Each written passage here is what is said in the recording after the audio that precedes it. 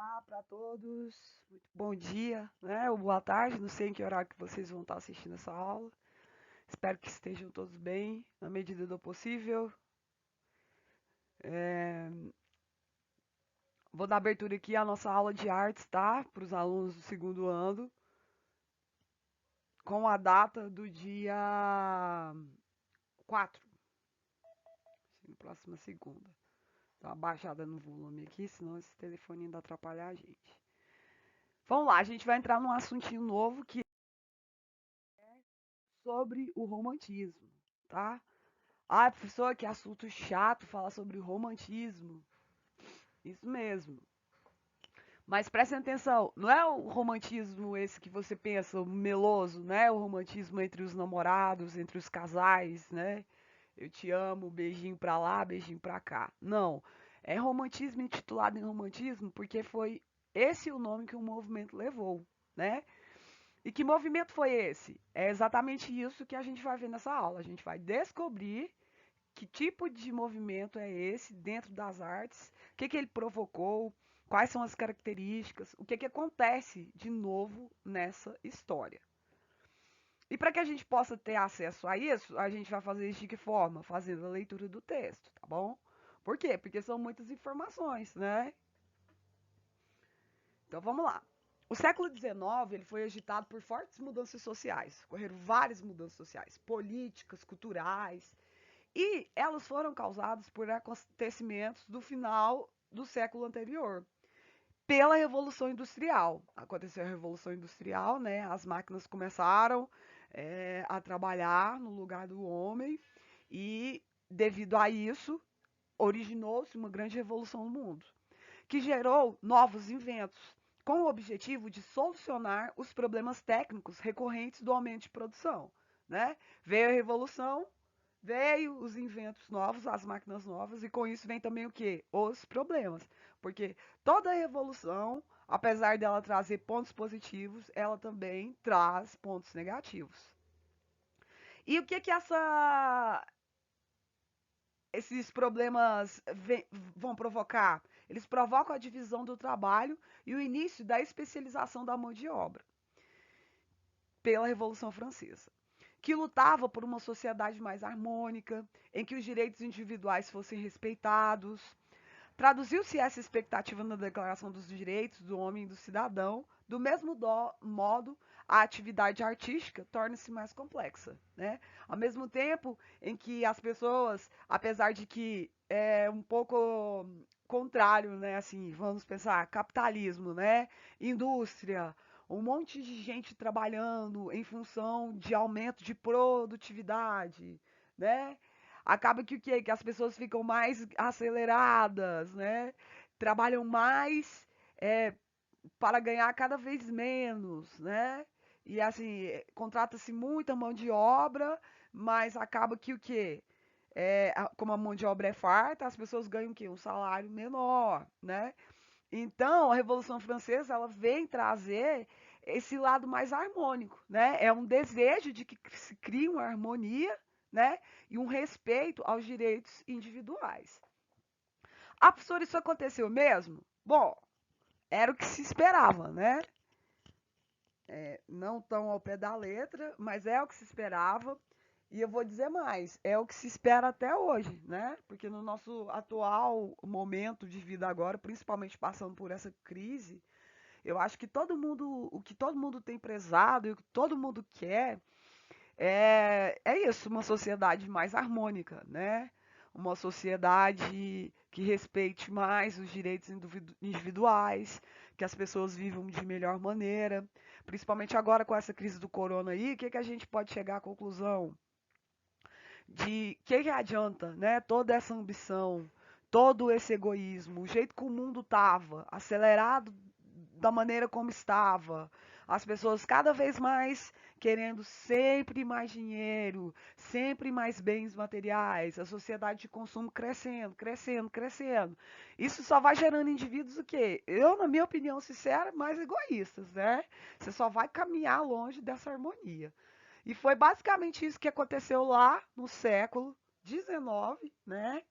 E O que atualmente eu posso dizer que tem acontecido também nos nossos dias, né? Vamos lá, vamos partir aqui para o próximo slide. Um dos primeiros movimentos artísticos que surge em reação ao neoclassicismo no século XVIII é o romantismo. E historicamente ele se situa entre o ano de 1820 e 1850. Os artistas românticos, eles procuraram se libertar das convenções acadêmicas em favor da livre expressão da personalidade do artista. E é isso que todo tipo de arte tenta buscar, né?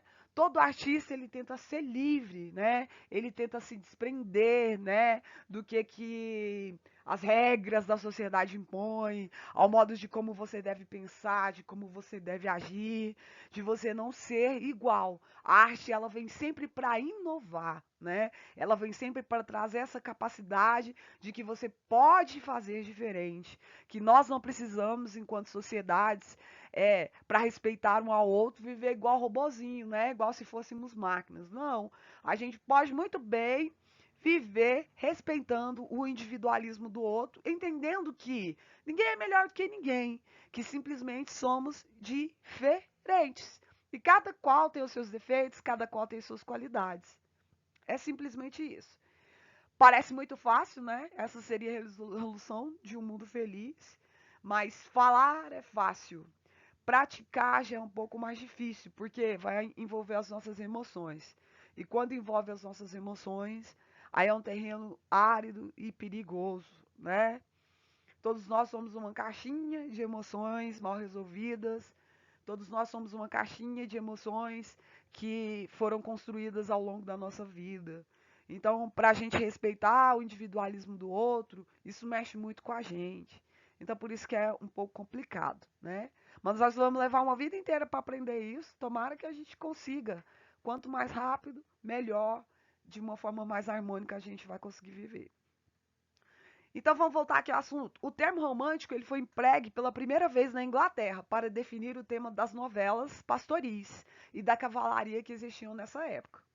Romântico significa, presta atenção, pitoresco, expressão de uma emoção que é definida e que foi provocada pela visão de uma paisagem, né? Ao contrário muito do que se pensa, ai, o amor romântico, né? Cheio de beijinhos, ou cheio de love, né? Não é bem isso. A palavra romântico aqui, no caso, ela está significando pitoresco. E o que significa a palavra pitoresco? Pitoresco é algo que é digno de ser pintado. Então, ela é uma expressão que define uma emoção que ela é provocada pela visão de uma paisagem. Então, é romantismo porque os artistas daquela época, eles iam pintar o que visualmente eles estavam olhando e vendo. O termo romântico ele passou a ser adotado no movimento artístico-filosófico romantismo, que seguiu as ideias políticas e filosóficas do século das luzes, liberdade de expressão e afirmação dos direitos dos indivíduos. E também as ideias de um movimento alemão chamado Sturm und Drang, que tinha como principais elementos o sentimento e a natureza. Olha aí, tão engraçado, né? A gente pensar que é alguma coisa ligada ao amor, à paixão. Não, é uma expressão pitoresca, né? Que dá ênfase aí à paisagem, né? À pintura. Quais são as características desse momento romântico? É o cultivo da emoção, o cultivo da fantasia, do sonho, da originalidade. É a evasão para os mundos exóticos, onde se podia fantasiar e imaginar. Podia se exaltar a natureza, né? Dá a ideia aí de que os artistas eram muito sonhadores, né? E que nesse momento romântico eles podem dar ênfase a isso, ao cultivo da sua própria emoção, das suas próprias fantasias, né? Eles tinham também o gosto pela Idade Média, porque tinha sido o tempo de formação das nações. Então, havia defesa dos ideais nacionalistas, que era a liberdade individual e a liberdade do povo. Também como característica aí, a gente tem o panteísmo. Que significa? Significa uma doutrina segundo a qual Deus não é um ser pessoal distinto do mundo. Deus e o mundo seria uma só substância. Então, a partir desse momento romântico, eles começam a entender que Deus não é um ser que está lá, né, além, é um ser mitológico que vai me repreender. Deus é o mal, né? E se eu fizer algo que não convém, que Deus não disse, eu vou me dar mal. Não. Eles não adotam essa ideia de que Deus é um ser pessoal e distinto do mundo. Eles acreditam que Deus é o próprio mundo em si. Por quê? Porque eles começam a avaliar a natureza, né? Então eles olham para as árvores, olham para as flores, olham pelas belezas naturais, eles conseguem percebê-las e eles começam o quê? A fazer representações dentro da arte é, dessas coisas naturais, da própria natureza em si. Começam a pintar tudo aquilo que é ligado à arte dentro da natureza. Outra característica, individualismo, visão de mundo centrada nos sentimentos dos indivíduos, né?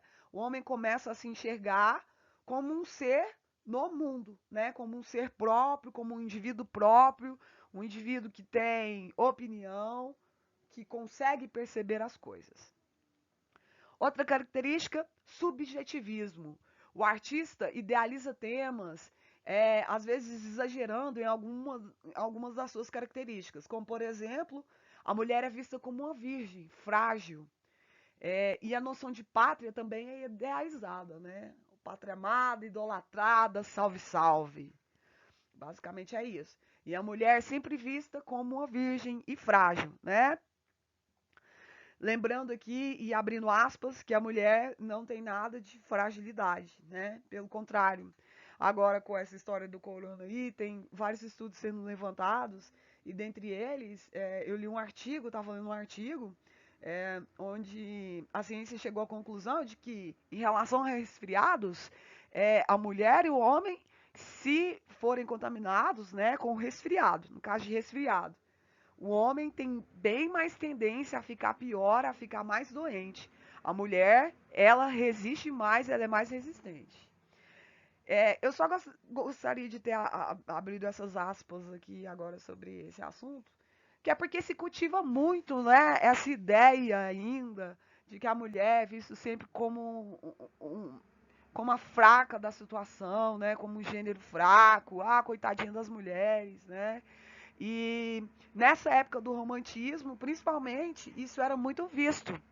E que olha como que a gente progrediu, como a gente evoluiu, né? E como não tem nada a ver ficar pensando isso, né? Que a mulher é sexo frágil. Pelo contrário, não somos, né? Então vamos lá aqui para o nosso próximo slide. E é na Alemanha que se manifesta pela primeira vez a estética da interioridade, que considera a arte como um instrumento para se atingir o cerne da criação, para se entrar em contato com a natureza infinita através de sentimentos sublimes.